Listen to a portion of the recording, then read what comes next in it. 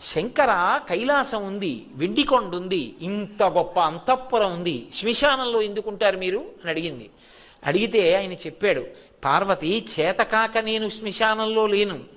బ్రహ్మదేవుడు అడిగాడు, శంకర చీకటి పడిన తరువాత ఉగ్రభూతాలన్నీ కూడా ఇళ్లల్లోకి బయలుదేరుతాయి, వాళ్ళని అనుష్ఠానం చేయనివ్వవు, సూర్యోదయాత్ పూర్వం నిర్మాల్యం అవి తీసేస్తాయి, తీసి పూజ చేసేస్తాయి, తర్వాత యజమాని చేసినా ఇక ఫలితం ఉండదు.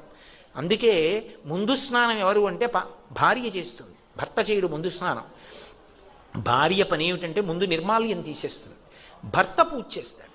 ఎందుకంటే ఆయన అనుష్ఠానం చేసుకోవడానికి పూజ చేసి వచ్చే లోపల పూజామందిరం తుడిచి కడిగి ముగ్గు పెట్టి మడినీళ్లు పెట్టి చెయ్యాలి కదా.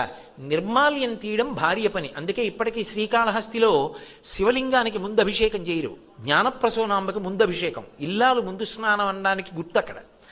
కాబట్టి శంకర ఈ ఉగ్రమైనటువంటి భూత ప్రేత పిశాచములన్నీ ఇళ్లల్లోకి వచ్చేస్తాయి. అవి రాకుండా ఉండాలంటే వాటిని కాసేపు తమాషా చేసి అట్టే పెట్టాలి. అందుకని శ్మశానంలో ఆయన నర్తన చేస్తుంటాడు. ఆ నర్తన చేస్తూ అవన్నీ అక్కడ కూర్చుంటాయి. రెండో కారణం ఎందుకుంటానో తెలుసా పార్వతి?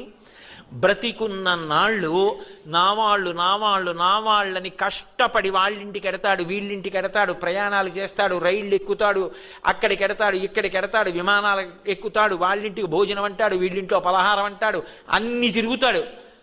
సరదాగా అలా వెళ్ళొద్దామని ఎవడైనా రుద్రభూమికి ఎడతాడా? ఎవడు వెళ్ళాడు. కానీ అంతా అయిపోయిన తర్వాత రుద్రభూమికి తీసుకొస్తాడు.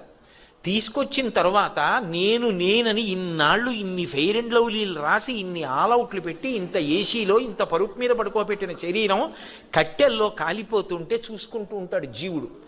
నిత్యమా జీవితము నీటిపై బుగ్గ, కల్లరి బొమ్మయవు కాయమ్మునొల్లా, అద్దె కొంపలబోలు ఆ భోగముల్లా, తను పెంచు దొంగలవు తనయుల నొల్లా, ఎందుకీ భోగమ్ములెందుకీ మురుపు, ముందు చావుండంగమురియంగనగుని అంటారు శివమానస పూజలో. ఏడుస్తూ నిలబడతాడు, చీకటి పడిపోతుంది, కపాలమోక్షం అని తల పగిలిపోయి చప్పుడు వస్తుంది టప్ అని.